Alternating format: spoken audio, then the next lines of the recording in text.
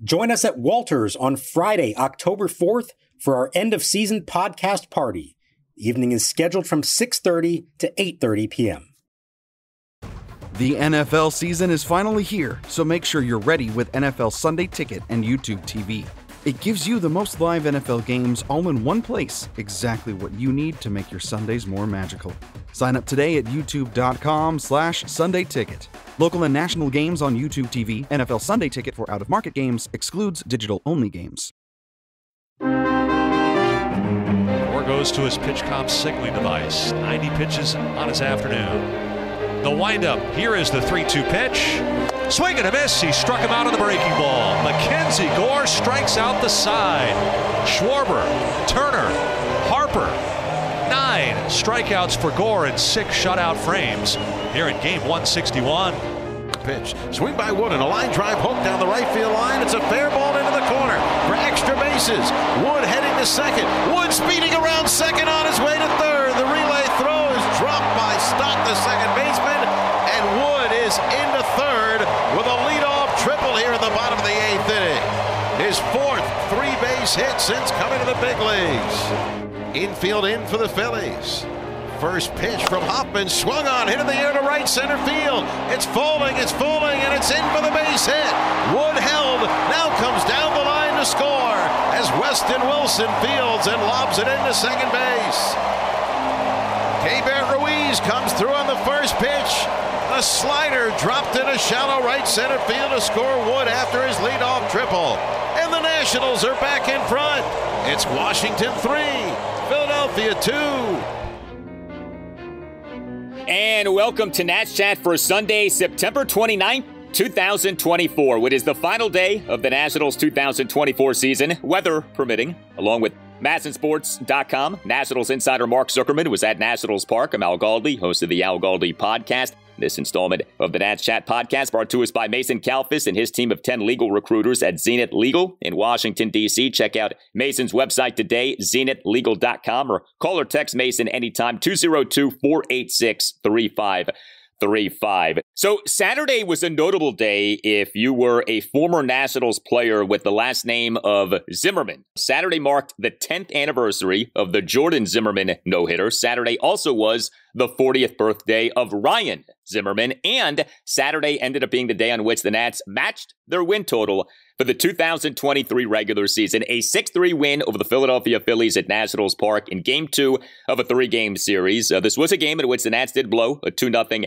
eighth-inning lead, but the Nats then scored 4 runs in the bottom of the 8th, and the Nats now are 71-90. They, at worst, will equal their 71-91 record of last regular season. Nats Phillies on Sunday afternoon at 3:05. Jake Irvin will be the Nats starting pitcher. We in this game did have an incident involving an ex-Nat named Bryce Harper. Perhaps you've heard of him. That incident did lead to benches and bullpens emptying. We will get to the incident, but we also had MacKenzie Gore being great. We had James Wood hitting a homer and also a triple. We had the Nats in that 4-run 8th getting a big 3-run homer from Joey Gallo. A nice win, Mark, in what so far has been a nice series for the Nats. I said it the other night, like, where's this team been and why couldn't they have shown up all of September? I think we might have a little different feeling about the way the season was ending if that was the case. But better late than never. It's been nice to see them rise to the occasion against a division rival, a team that's headed to the playoffs, a team that was still playing for something, although now the Nats, through their doing, have prevented the Phillies from getting home field advantage in the postseason. So maybe a little something for them to stick their chests out with some pride. There was a lot of sticking their chests out at the end of this game. It made for a good environment. 38,000 sellout crowd. You had fans on both sides of the equation, a little bit of emotion. And the best part, I mean, MacKenzie Gore was great, and I think that's the most important thing that happened in the game. But to me, the most enjoyable part of it, or most satisfying part of it, was the way that the Nats finished it out. They blow a 2-0 lead in the 8th. You have that little incident and benches clear and, everybody's kind of riled up and you're thinking, are the Phillies going to get the better of them? And instead, the Nats come right back. They retake the lead and then they tack on after that. That was sort of like a little bit of a statement, it feels like. I mean, they got a long way to go to catch up to the Phillies. But it felt like maybe in that moment there was a little bit of, hey, don't disrespect us. We're on the way. we're coming for you guys, and here's a first little salvo towards that ultimate day happening. Well, especially because the 4-run eighth included Keibert Ruiz, who was a part of the incident, providing an RBI single, and then Gallo put the big capper with the 3-run homer. Hey, we want to send a congratulations to Eric Goldshire of Window Nation, very good friend of this podcast. He on Saturday caught not one, but 2 foul balls. Mark Zuckerman has covered the Nats since the franchise moved to D.C. He did not get a foul ball until this season. Eric on Saturday got 2 foul balls. He had never caught one in his life. And the best part, he was able to give a ball to each son he brought to the game. How about that from our guy, Eric G? You can't draw it up any better than that. That is remarkable. Congrats to Eric. And Al, you're the analytics guy. What are the odds of catching 2 foul balls in the same game? They've got to be astronomical, right? Especially a sellout crowd. It's not like there's only 100 people there where you can chase down every ball that reaches the stands. Like, it's got to be right at you to get it in this day, right? Yeah, Eric doing a really good job in the game on Saturday. So a salute to him for what he did. So Eric G had a good day on Saturday, and MacKenzie G had a good day on Saturday. Boy, what an exclamation mark that MacKenzie Gore provided to his 2024 season. 6 scoreless innings, 9 strikeouts, 1 walk. He gave up just 3 hits, all of which were singles. He threw a lot of strikes, 91 pitches, 59 strikes, 32 balls. So you assess MacKenzie Gore's season. He, from June 25th through August 17th, had that bad stretch that we talked about. 9 out of 10 starts in which he was not good. His ERA for this regular season during that stretch went from 3.26 to 4.66. He was flirting with an ERA above 5. But Gore got back on track. It's like he grabbed his season by the shirt collar and said, no, you don't. You're getting back on track. And Gore ended up being really good in 6 of his final 7 starts of the season. And so his final numbers for this regular season end up being as follows. 32 starts, 166 into third innings, and ERA under 4, 3.90. You know, the Patrick Corbin strive to get under 5 did not work out, but Gore getting under 4, that did work out. The whip is high, that is true, 1.42, but strikeouts per 9 innings of 9.79. The 3.90 ERA, the lowest ERA for a Nats pitcher in a regular season in which the pitcher made at least 20 starts since 2019, in which the Nats had 4 such pitchers. It makes you appreciate what the Nats had back when they were good. But 2020 through 2023, not a single Nats starting pitcher finished with an ERA of under 4 in terms of like a pitcher who actually made a sizable number of starts. Gore finally ends that drought. And man, was he good in this game, and so good to see him write his season off that rough stretch that he had. Yeah, and let me add another stat to that. 181 strikeouts. First Nationals pitcher with that many strikeouts since 2019. You see a recurring theme here? Yeah, I think so. It speaks to how much these last 4 seasons they have been trying to find somebody to emerge from the pack and become the next leader of this rotation. And while he's still got a ways to go, what he did in September, and especially what he did in this game, shows you that MacKenzie Gore has the ability to be that guy. The stuff in this game was outstanding. Consider 24 swings and misses by him out of 91 pitches in total. The Phillies swung at 50 pitches, and they missed 24 of them. Half of the pitches they swung at, they didn't even get the bat on the ball. That is some really, really good stuff from him. The breaking ball, both versions of it, curveball and slider, were excellent. And he went after their best hitters. And you know how I love a good finish to a start? This was the ultimate. 6th inning, he knows this is it. This is his last inning of the season. He's got to face the top 3 in the Phillies lineup, Schwarber, Turner, and Harper, for the 3rd time, and he strikes out the side. That is what an ace is supposed to do. I know he's not there yet, but it's days like this that make you believe he can be that guy. If he just has a little more consistency and avoids that middle of the season slump like he had, he absolutely can be that guy for this team. Well, and it felt for a while that when it came to, okay, do you put MacKenzie Gore in the department of good or in the department of bad for this season, that we might have to put him in the latter because of the way his season was unraveling. I mean, again, his ERA was nearing 5. Like, how do you feel good about a guy who's supposed to be an ace when his season unravels like that? but that he got this thing back on track, I just think is so encouraging. It speaks so well of him. It speaks well of Jim Hickey and Sean Doolittle. Same thing happened with the Sunday starting pitcher, Jake Irvin. We'll see how he ends his season, but for a while he looked out of sorts. He recently has demonstrated being back on track. And, with the Nats going with this 6-man rotation, we've gotten guys starting 7 days after their previous start. So Gore, for a second consecutive Saturday, ends up being really good. Remember, we had the bizarro thing of the previous Saturday, the C.J. Abrams news, but then MacKenzie Gore flirts with a no-hitter, right? Well, here on this Saturday, not quite flirting with a no-hitter, but Gore ended up being really good. It's amazing what has happened with Nats starting pitching from a bigger picture perspective this season. We have had these highly negative developments with Josiah Gray and Cade Cavalli and also Jackson Rutledge. And yet, I think you could very much argue, and I would, that this season from a starting pitching perspective has been a net positive for the Nats. When you look at Gore and Irvin and Mitchell Parker and DJ Hurst, and it's so odd. If I would have told you going into the season what happened with Gray and Cavalli and Rutledge was going to happen, you would have said, well, boy, starting pitching is going to be a major concern for this team beyond this season. And instead, it's like, well, you're not certain of anything, but I think you actually do feel better about things. You just feel better in a different way. There's been like a reconfiguration of how you view Nats starting pitching moving forward. And that now involves the likes of Irvin and Parker and Hurst. But still a big part of this is MacKenzie Gore. And especially now with Josiah Gray set to miss most, if not all, of next season, that's your hope for a true ace in terms of someone who you have developed, right? I mean,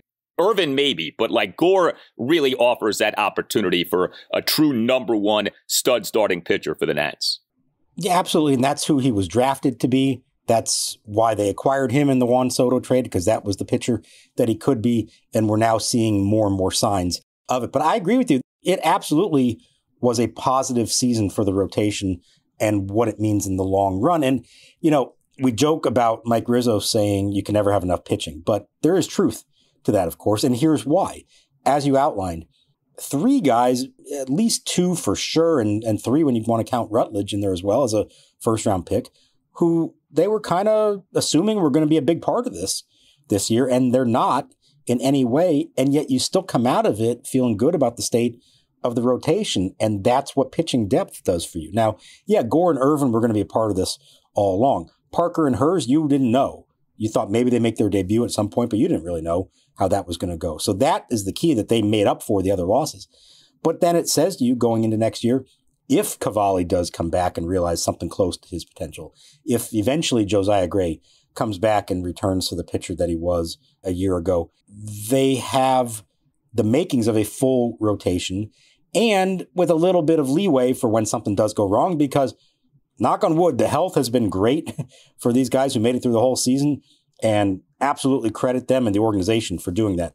But you know how this works. Somebody eventually is going to get hurt. And so you want to have as many options as possible. And it's why I do believe, Rizzo, you can never have enough pitching. And I do believe they will go out and try to get another frontline guy. But it's nice to know that they have finally developed it from within. Multiple guys who you feel good about. And MacKenzie Gore is at the top of that list. And you're seeing guys get better. I remember a conversation I had with you a few seasons ago was, why does it seem like so many of these guys get worse as time goes on, not better? Now we can say, no, here are some guys who've gotten better as time has gone on. And, you could even add to the net positive for the Nats in terms of starting pitching this season if you do want to include like a Travis Sikora, a Harleen Susana, the seasons that those guys had. So really good stuff from MacKenzie Gore. I don't know how invested the Phillies are in this series. I do know this. Trevor Williams, Friday evening, MacKenzie Gore, Saturday. Those guys were really good. Nat starting pitching so far in this series has been excellent and has dominated the Phillies in terms of what those starting pitchers have done, making for nice conclusions to those starting pitchers' 2024 season.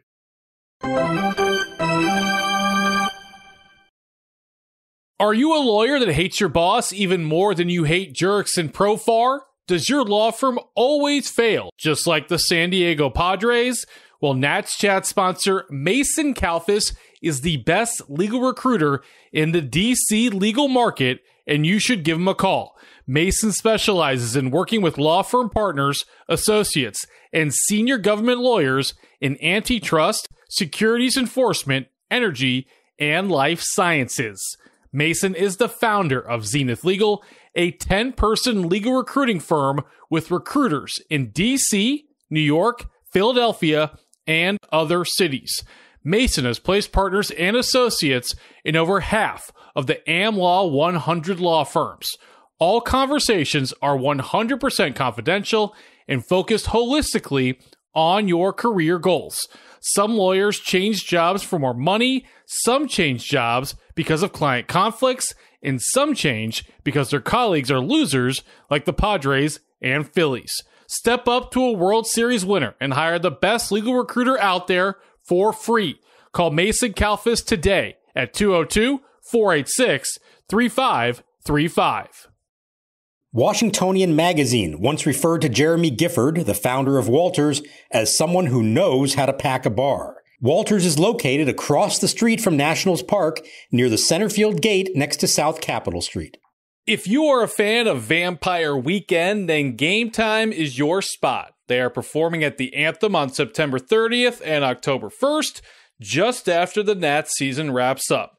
Game Time is proud of their ticket coverage. Your purchase is covered with the most flexible customer service policy in the ticketing industry.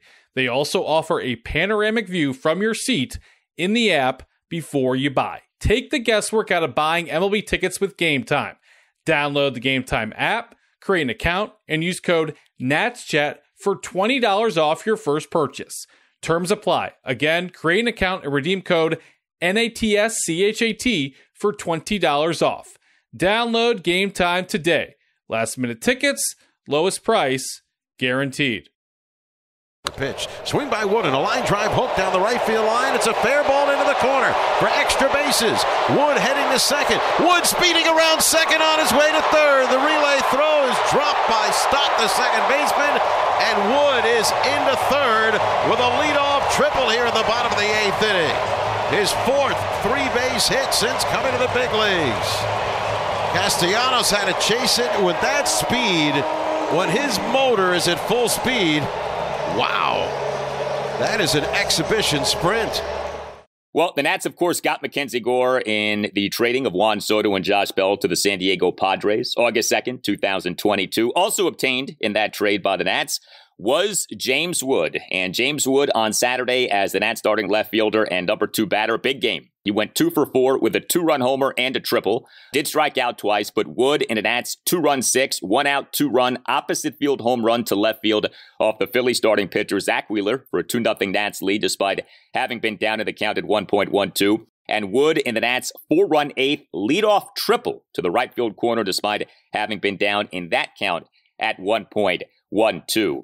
You like in the end of a season series, in a season in which you're not going to the postseason, for maybe some symbolic occurrences. And I feel like James Wood having a big game in the next to last game of the Nats season is a nice symbolic occurrence, right? Like a sign of what could be coming, a sign of that which we could have a whole lot more next season. But really good to see Wood in front of a big crowd perform like that on Saturday. Right. And he mentioned the enthusiasm in the crowd, the energy they were feeling from that crowd. And I think it made a difference for him. I think Dylan Cruz as well, the last 2 nights has played like a man on a mission, more so than we've seen. And maybe they're getting a little taste here of what big games can be like in this ballpark against a top division opponent. What I loved about Wood in this one is he strikes out his first 2 at-bats against Wheeler. This is maybe the Cy Young Award winner. That's an interesting debate between him and Chris Sale. When you got a guy who consistently is throwing 200 innings with an ERA in the mid-2s, this day and age, that is really something. He's become so consistent at it. So Wood strikes out the first 2 at-bats, comes up again in the 6th, and he admitted he had to make an adjustment. He recognized, facing Wheeler, how good his fastball is. He says you can't wait around for something. You've got to be ready for that fastball and then adjust to something else, and know that if you get a fastball over the plate, no matter what the count is, you better do something with it. What happened in the 3rd at-bat? Got a fastball over the plate, drove it to left field. This is kind of becoming the classic James Wood hit right now, a drive to the opposite field for the 2-run homer.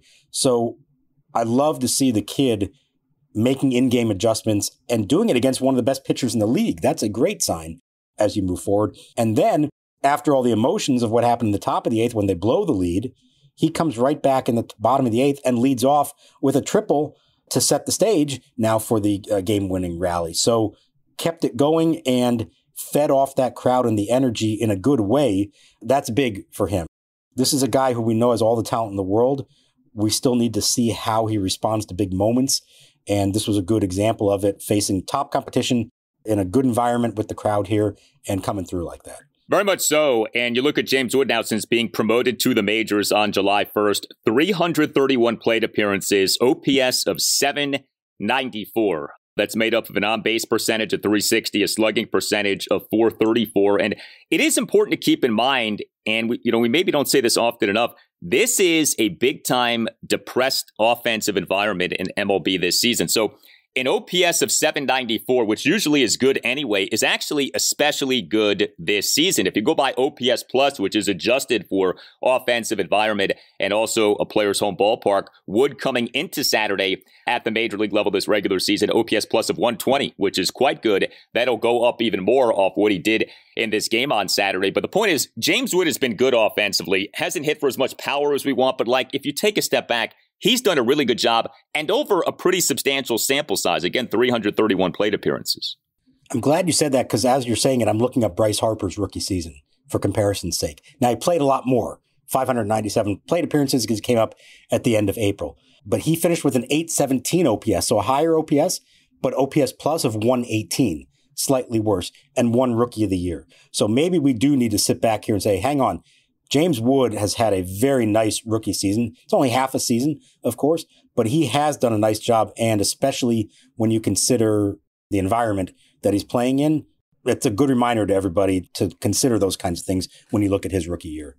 Yeah, the value of OPS Plus is that it puts things in proper context. As we know, 30 homers isn't always equal. 30 homers in 1999 is a lot different than 30 homers in 1968. And so OPS Plus adjusts for something like that. So good work from James Wood. The Nats offensively in this game, kind of an odd game. 9 total hits, including 2 homers, a triple, 6 singles, 3 walks, 3 for 5 with runners in scoring position, 14 strikeouts. It's not often you strike out 14 times in a game and you end up winning, but the Nats did do that. The Phillies did strike out 12 times in the game, so a lot of Ks in this game. Wheeler for the game, 2 runs in 6 into third innings, 11 strikeouts versus 2 walks.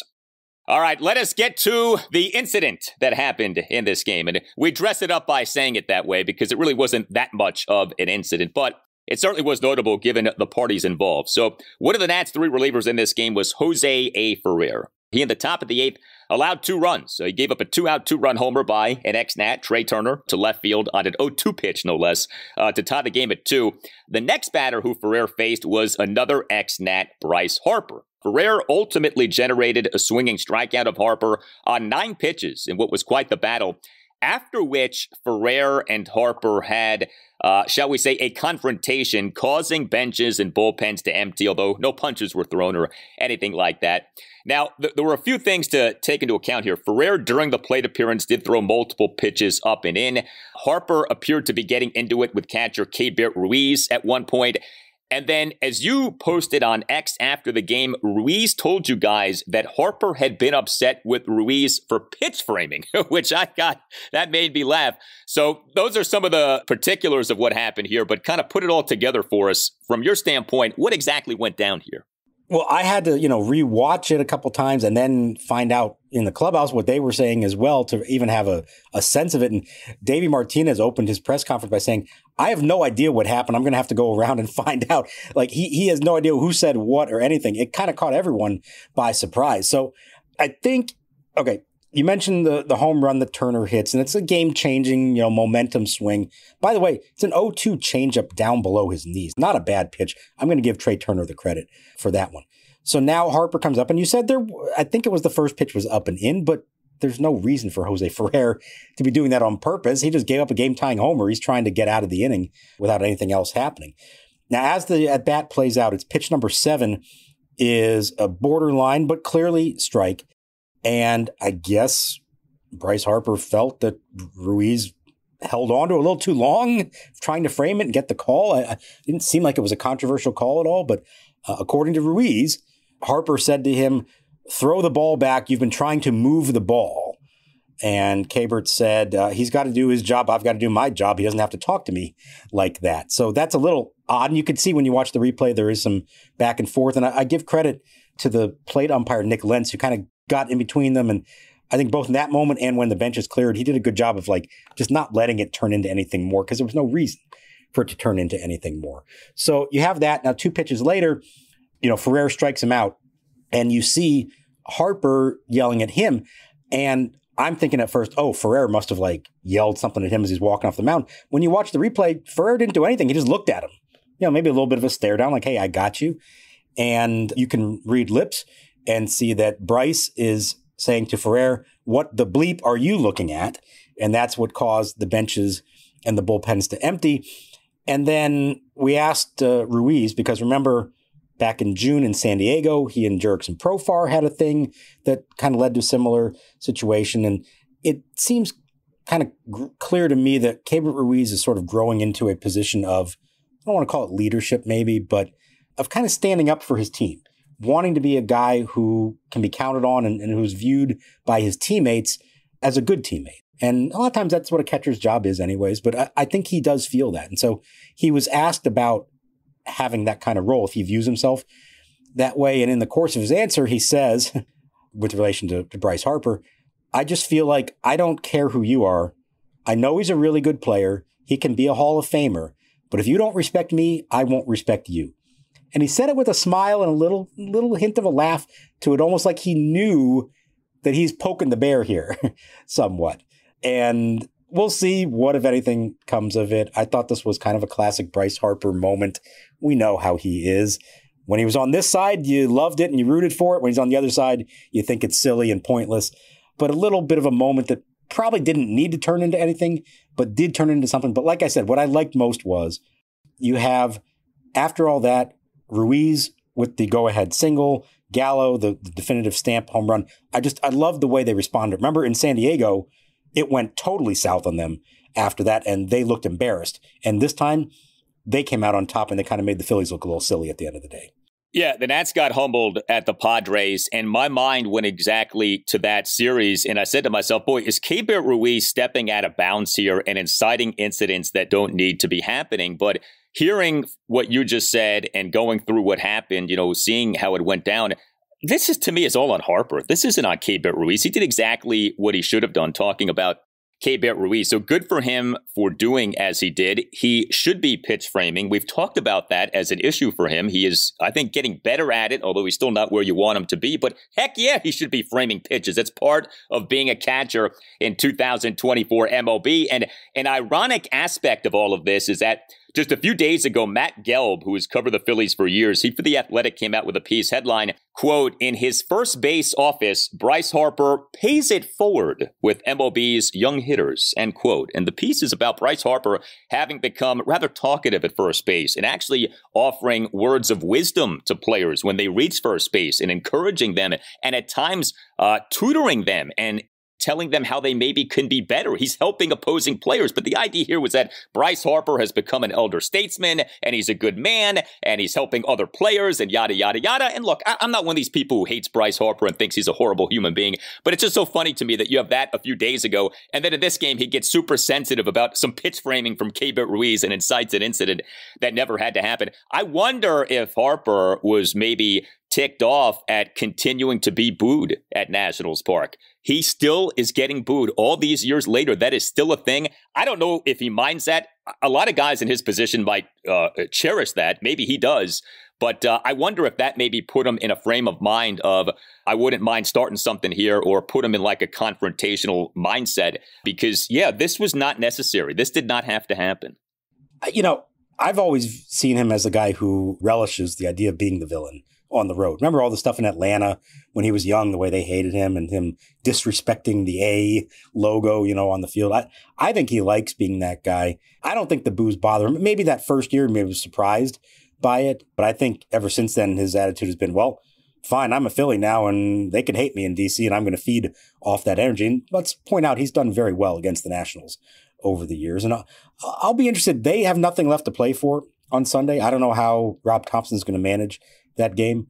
I'll be interested. Number one, is Bryce in the lineup? And number two, does he come out fired up or not so much? And he's just worried about getting through the day and making sure he's good for the playoffs. I'll be very curious, I think, to see how that one goes. And it's 6 years now with the Phillies.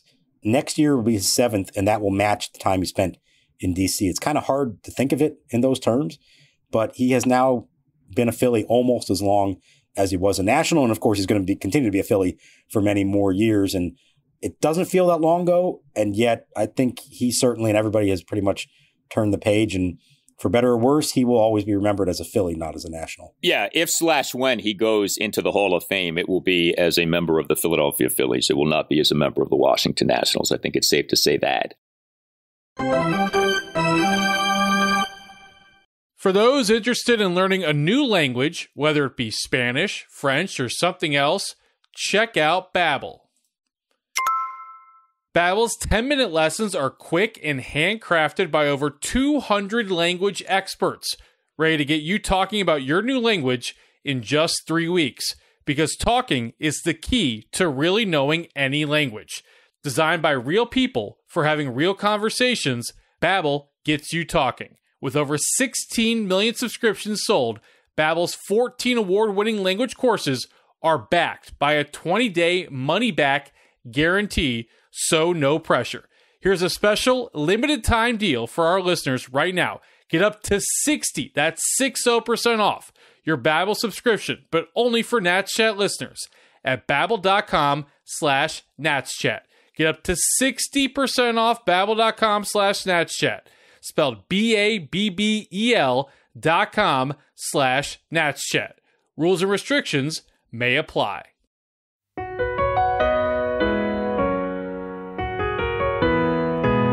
Hi Nats fans, this is Tim Newmark, DC area composer, longtime Nationals fan, and proud composer of the Nats Chat podcast theme song. If you're enjoying the music and would like to hear more, check out timnewmark.com/streaming or just search for Tim Newmark wherever you listen to music. To find the rest of the song you're hearing now, search for the title Double in the Sun. Go Nats!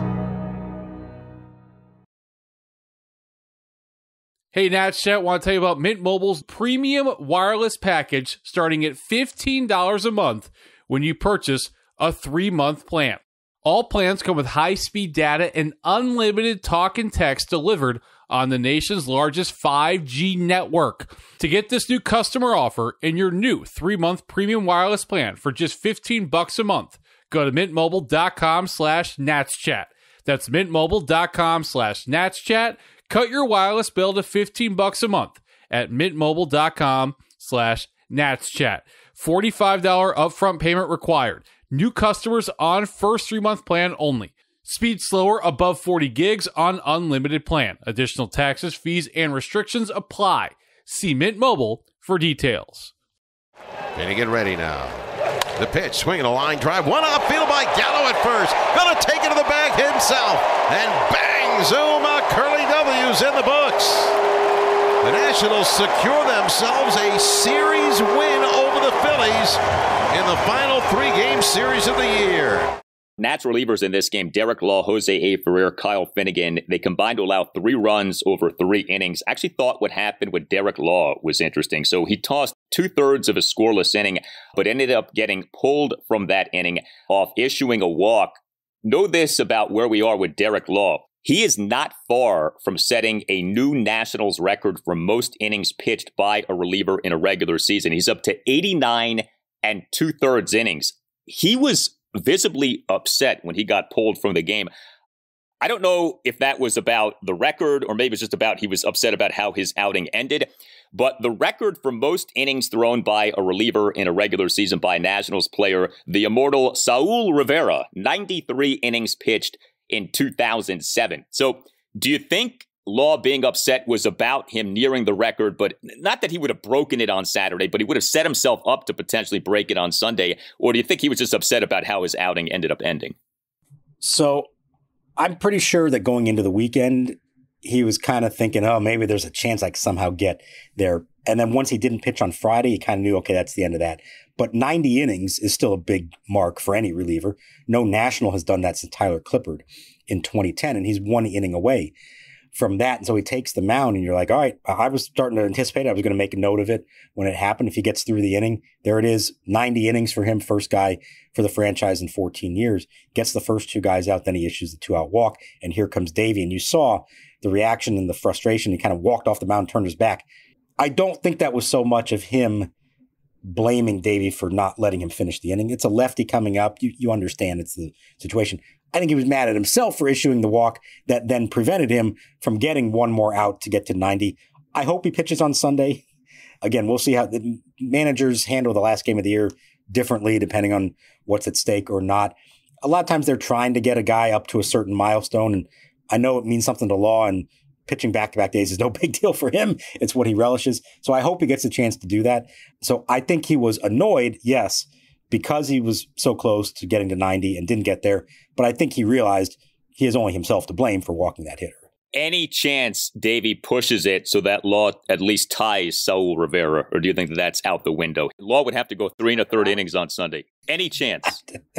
If he was going to be a free agent, yeah, maybe, but he's under contract, or he's under team control. He's arbitration eligible for one more year. He already spent a couple weeks on the IL. No, you're not messing around with that. And I think even Derek Law would acknowledge that that's probably a little too much to ask, unless, and it's happened before, we get like 16 innings on the final day of the season. It happened against the Pirates at one point. God forbid it gets to that. But if it does, let Derek Law go for the record.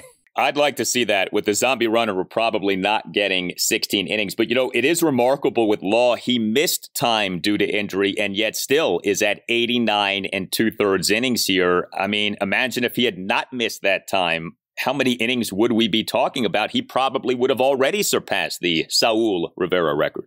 No, yeah, you're talking 2 weeks on the IL absent. For him, that's like 7-8 innings at least worth of work. And it's a credit to him. I mean, it was a flexor strain, okay? We've seen how long that can keep some guys out. Now, obviously, his was less severe. But he came right back, picked up right where he left off. And I know the first half of the year, we talked a lot about the inherited runners and his problems with that. You look at the bulk of the season, he has been very good for them, very durable, and a guy you can always count on to pitch. And I think they're glad that he is under club control for another season, because that's a great guy to have in your bullpen moving forward. Yeah, you wonder where he might be in the Nats bullpen hierarchy for next season. I mean, he has had a terrific season, even with the inherited runners thing. Like, yeah, okay, that's a negative this season, but overwhelmingly, he has had a positive year. And yes, Kyle Finnegan did give up a run in this game, 1 run in the top of the 9th. Leadoff triple by Nick Castellanos. Highest exit velocity of the game, Mark. Your guy, Kyle Finnegan, more hard contact given up. But hey, it's the end of the season, so we're not going to harp on that too much. By the way, the Nats, in was basically like a procedural move, optioned DJ Hers the other day and brought up Jackson Rutledge. Jake Irvin's the starting pitcher for Sunday. Do you think we'll see Rutledge? Do you think there is any motivation to pitch Rutledge, or do you think it's all about Irvin and just kind of see what happens from there? Yeah, so I think the idea was bringing a guy up who could give you innings if anything happened, like a starter getting knocked out early, or, we know the forecast wasn't great on Friday, and there's some question on Sunday as well, what it's going to be like. So having a kind of backup starter in case you get one of those weird situations where the guy warms up and then they can't start the game, or he pitches 2 innings and then it starts raining and you go into a long delay. I think he's just here for that reason. You speak of milestones. Jake Irvin is 6 2/3 innings away from 190 innings on the season. That might be a lot to ask for. He'd have to be pretty efficient to make it into the 7th and get 2 more outs. But I would guess that they want to at least give him a shot at that. So we may see Rutledge, for an inning out of the bullpen, but I think it was mostly done just to have a guy here in case of whatever situation might arise. And knowing that DJ Hers' season was done, there was no chance he was going to pitch again. He has the options. They'd already used an option this year, so it doesn't change anything about his status. So they said, hey, good job, go home early and bring Rutledge up just in case you need him. And the game means nothing for the Phillies. So if the game is rained out, or if they're having a hard time completing the game, I guess there really is no motivation to complete the game or to even have the game. Now, if you look at the forecast, it actually looks like they should be able to get the game in. But I think it is important to point out the Phillies are done in terms of like anything that matters here. They're going to finish as the number 2 team in the National League. The Phillies are locked into that. So from a standing standpoint, there's really nothing of relevance to this game beyond, I guess, the Nats surpassing last season's win total. Yeah, right. And I guess from the Phillies standpoint, the only other thing to consider, and they don't have a say in this because it's up to MLB and the Nationals, I guess, but they've got this long layoff coming up. the 5 days off. We remember what this used to be like. How do you stay fresh during that time? What do you do? They're trying to come up with ideas. So we'll see what the lineup looks like, but I could see them at least wanting to start the regulars and get them through 5 innings just so they don't go cold for an extra day. They're not going to open their postseason until I think next Saturday. So maybe they do have some motivation to at least start the game and get some of it in as opposed to that. But, you also would say if the field's wet, maybe you don't want to take a chance with your guys. It'll be interesting to see. Game 162 is always tricky. There are times when there's a lot at stake. There's times when there's nothing at stake, and different managers treat it different ways. Strange things can happen, as happened 10 years to the day on Saturday. Jordan Zimmermann, the epic no-hitter. You tell us what you think. Hit us up on X at Nats_chat. You can email us, natschatpodcast@gmail.com. You can find us on our website, natschatpodcast.com, in which you can purchase a Nats Chat podcast t-shirt. All Nationals radio highlights on Nats Chat are courtesy of 106.7 The Fan. Nats Chat is on the radio Sunday morning, 9 to 10 on ESPN Richmond, which is 106.1 FM in the Richmond, Virginia area, and Sunday morning, 9 to 10 on Priority Sports Radio, 94.1 in the Virginia Beach area. For Mark Zuckerman, I'm Al Galdi. We thank you for listening, and we'll talk to you next time on the Nats Chat Podcast. And get ready now. The pitch, swinging a line drive, one outfield by Gallo at first. Gonna take it to the bag himself, and bang, zoom, Curly W's in the books. The Nationals secure themselves a series win over the Phillies in the final 3-game series of the year. What's up, y'all? It's Drewski, here to talk about Prize Picks. Prize Picks is the best place to win real money while watching football. The app is real simple to use. Pick 2 or more players and pick more or less on their projection. Prize Picks puts their members first. All withdrawals are fast, safe, and secure. When my lineup hits, I can get my money in less than 15 minutes. Prize Picks invented the Flex Play. On Prize Picks, you can mix and match players on different sports, which means you can still cash out even if your lineup isn't perfect. You can double your money even if one of your picks doesn't hit. Prize Picks is the only daily fantasy app with injury insurance. If one of your players go down in the first half, Prize Pick does not count as a loss. Right now, Prize Picks will give you $50 instantly when you play your first $5 lineup. You don't even need to win to receive the $50 bonus. It's guaranteed. Just download the Prize Picks app and use code GOAL. That's code GOAL on Prize Picks to get $50 instantly when you play a $5 lineup. Prize Picks, run your game. Must be present in certain states. Visit prizepicks.com for restrictions and details.